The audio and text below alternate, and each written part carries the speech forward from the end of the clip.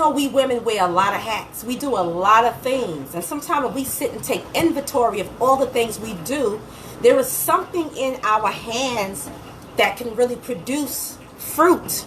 When I mean fruit, finances, make things happen, businesses, services, programs, nonprofits, ministries. It's endless.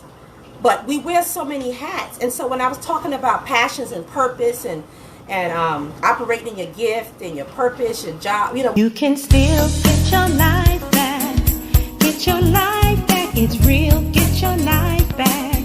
Get your life back. Burning myself. Good morning, ladies. I want to see who is up, who is home, or wherever you are. If you can tune in. This is just really a quick chat. And so I am starting this thing off. And I welcome your commentaries. I welcome your topics, things that you want to share, things that you want to talk about in the Single Women of Purpose group. Because that's what it's all about. It's supposed to be a place that we can really share things, keep things within the group, or things that's not necessarily private, but we like to have another place to bounce it off. Maybe you got ideas you want to bounce off of us, you want some feedback, or just something you want to get off your chest. I'm going to talk about my recent experience.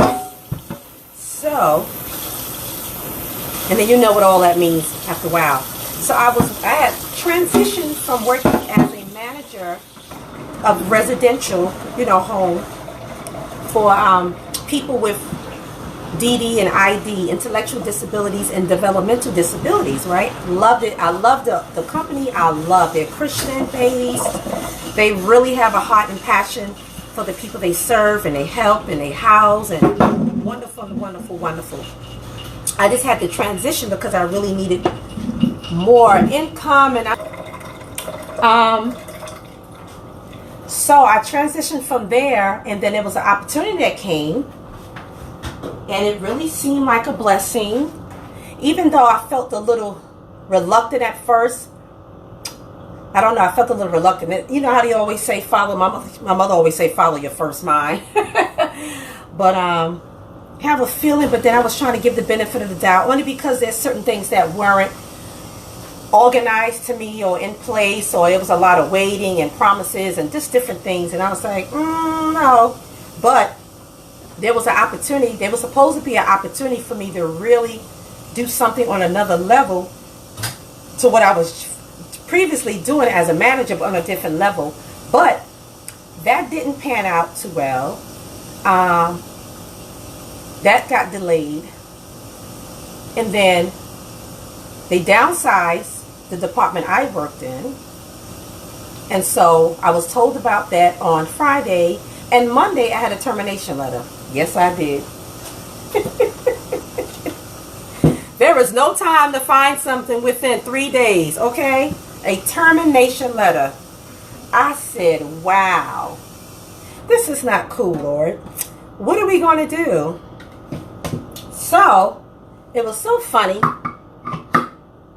because that Friday when I was speaking with the owner of the organization, and she was saying how, the finances are not there. She had to, go over the numbers or whatever for that department and get back to me, but she may have to shorten my hours. I was like, okay. She shortened my hours. I just try to just really pick up more clients in my own business or do something else part-time or whatever the case is. I didn't know it was going to be terminated, totally terminated. So anyway, that Friday, I had a friend of mine who's also a ex-co-worker from another place I worked at, and we both worked on cases together, doing mental health counseling and everything. He started his own coaching business, which is great because I'm already certified as a coach. And he already knew my ability and my skills. We worked together. He already knew my background, my education experience. So he'd been wanting me to come on board, actually. So it's funny how he called me that Friday, and he was just checking in to see what I was doing. And I was telling him, just about what I was doing now. I'm no longer at, serving as a manager or whatever, and where I was when he called me. And I was telling him I had an interesting phone call from the director, Because I guess I think he was checking to see if I wanted to, you know, still work with him and everything. So I told him about the phone call. He said, well, let me know because I've been trying to get you to work with me forever. Hold on 1 second. For the longest, so I could do the coaching with him. So I said, okay, sounds like a plan. I'll keep in touch and let you know how things go. I didn't want to overwhelm myself, you know, so I wanted to kind of see how things were. And I wanted to pray about it, think about all the kind of good stuff. But in my spirit, I was like, this is funny, God. This may be a blessing in disguise. Because I haven't heard from him in forever. We saw each other last year. We met up for like a quick brunch or something. And then, hey, how you doing? Keep it moving. God is funny, I'm telling you.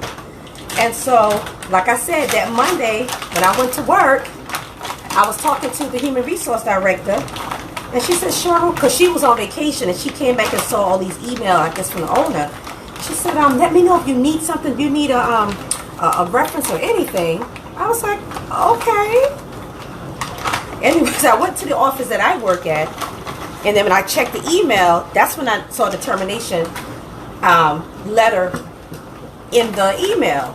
Then I went back to the human resource office, and I was speaking to the human resource director because he's pretty cool. And I said, I didn't even see. She said, I didn't see that email. I didn't know anything about it. She said, I thought you knew. I said, no. She said, oh, I said, that's why you were saying if I need anything, I could use you as a reference. And I said, I was puzzled and perplexed. I said, okay, thank you so much. I just thought maybe I don't know. Anyway, I was kind of thinking, okay, let me go check my email. So that's what happened, guys. That happened the end of July, mind you. So now I'm like, oh my God, I need some money. It wasn't like I had like an extra check coming, like how sometimes you start a job and they withhold the first check, and then when you resign or get fired or whatever the case is, or downsize, terminated, without any cause, any reason, any prior notice. Sometimes you have that extra check coming. You kind of like, okay, I got another check coming. Okay, and you can give you a little space, you know. I didn't have that coming. I had one coming that same week, but I mean like another one. Because every other place that I may have resigned from, there was always another check or two on its way. Kind of helped me through that little dry spot. Anyway, that didn't happen. But I said, okay, God had AJ, I didn't want to give away his name, had him call me right on time. I'm out of my milk. Oh my God. I'm out of my milk, peoples. I was going to put my cashew almond milk inside of my smoothie. Alrighty then. Okie dokie. I don't know what to do now. I guess I'll just be using water. I don't want to just use water. Anyway. I'm just ranting here. Probably nobody will see this video. Trying to get my little smoothie on. So, okay. I called him back and said, well, I'm available. So he was like, okay. He felt sorry for what happened, but he was so glad. He said, this had to be God. I said, yeah, it sure was. So, okay. So I'm just operating in my purpose, other purpose, and passion. And I started working with him. So I started, getting some coaching clients. Awesome. I love it. I love it. I love it. It is challenging. I talked to you about one case, I think it was yesterday or day before yesterday, because I'm working with couples, I'm working with parents, families, and so I'm utilizing still my skills, my training, my experience, all that stuff, my education, and it's been wonderful, and I thank God for it. So that's why I call this Ladies, Hats, and Finances, because that passion and that purpose that you have learned to monetize, or that you've been thinking about monetizing, or maybe you haven't even thought about, well, let me monetize this gift that I have, or these skills, or this talent, or this ability, because let me tell you something, it can help you produce some fruit that will help you finance your household, do the things you need to do. I'm telling you, it was definitely a God timing for me to hear from him. So that worked out for me. And you know, the scripture says all things work together for the good to them who love the Lord and who are called according to his purpose. So I'm thanking God for that opportunity. And how I always talk about position yourself for opportunity. And so I'm like, okay, that's what I've been doing. Putting in the work, actualizing my dreams, my vision, even if it seems slow, taking off the ground. Sometimes you get a season where you like, wow, doing great. You're making more money, more income, you're blessing more people, you're serving more people. Then you have those dry areas where it seems like, oh, things are not picking up, things are kind of slow. That's what all business is, especially when you first start a business. Oh my God. So, you know, there's those times you feel like, maybe I need to give this up, this is not working. Everybody goes through those periods. But then there's something inside, which is that passion. I said, no, you can't give up. If you got to take a break, all fine. Because maybe you need to take a break, regroup, get your thoughts together, replan, repurpose, meditate, pray, all that good stuff. And then you're ready to reboot again and take off. And so I'm like, okay, God, well, you know what? I'm operating this in my coaching. In my coaching, getting clients referred to me, all the blessings. So I'm like, I just wanted to inspire and encourage you to do the same. Those of you, some of you have something sitting inside of you. You got dreams and visions in your belly. You got stuff brewing inside of you that you thought about doing and you haven't stepped out to do it yet. That's why I put the Boldly Fridays up, which is tomorrow, to step out and do something boldly. Just do it. I mean, the best thing, my mother always say, the worst thing somebody can say is yes or no. And it's funny, we do that with clients a lot of times, whether we counseling and coaching, when they're always worried about the worst, thinking about what if this don't work. And then so what you do is, well, what we do is present to them, well, what if it doesn't work? Like, what's going to happen to you? What's the worst thing? So they can already think about, what's the worst thing that can happen to you? Is it the end of the world? And so when they go process all of that and realize, you know what, you're right. What is the worst thing? So if they say no, then what? You're going to die? Like, what's going to happen? No. You can try something, try in a different way, do something differently, or pick it up and try it again. That's what we call grinding. We're grinding. We're working towards. We make mistakes. We learn lessons from the mistakes. We rebuke. We revitalize. All of that. Everybody does it. People, businesses, ministries. This is what we do. So understand that you're not the only one doing it, and that should inspire you enough. And then you just get a team. Get some people to support you. You know, what you're trying to do in your dreams and visions and goals. And I always talk about, you know, find different groups or people that you have, you know, a like-mindedness with. And you can kind of, like this group, you can share things with. You can present, you know, ideas and what you're thinking about, your thoughts, and you never know who has the answer to your problem is what I'm trying to get. You never know who has the answer to your problem, but also the solution to your problem. But you got to put it out there first. So you have to be bold and do it. You can't be worried about what if it don't work. You know, I don't have the means to get this started. If you keep thinking that way, you will never get started. And then, see, you really don't have faith because you don't step out. You don't believe the favor of God. You don't have faith in God that God will give you provision so you can produce fruit using your gift, your talent, your purpose, or whatever He has given you, and whatever you have learned just living life and education and whatever. And put those tools to work. Put those things to work. So, anyway, I'm going to make my smoothie. I don't want to make a lot of noise, so that's why I want to kind of talk before I cut on this smoothie. And I got to figure out what else I'm going to put in here because I ran out of my milk. And I like that creamy taste. Anyway, guys, have a good day. I'm going to come back on again today and tomorrow and discuss some of these barrier things that I got to get out and discuss with you guys and share with you guys and try to help somebody. But anyway, be blessed. Start your day off great. Keep a positive outlook. Smile. Do things to make you feel good. Good music. Good conversations. Prayer. Whatever it takes. Starting off your day with a good old smoothie. Some fruit. Oh, you know what I'm going to put in there? Some spinach. That's what I got to put in there. So I want to start off my day great physically, mentally, spiritually, and emotionally. I have to apologize because I meant to define what I meant by ladies' hats. Some of you might have got it, and if you did, great. But, you know, we women wear a lot of hats. We do a lot of things. And sometimes when we sit and take inventory of all the things we do, there is something in our hands that can really produce fruit. When I mean fruit, finances, make things happen, businesses, services, programs, nonprofits, ministries. It's endless.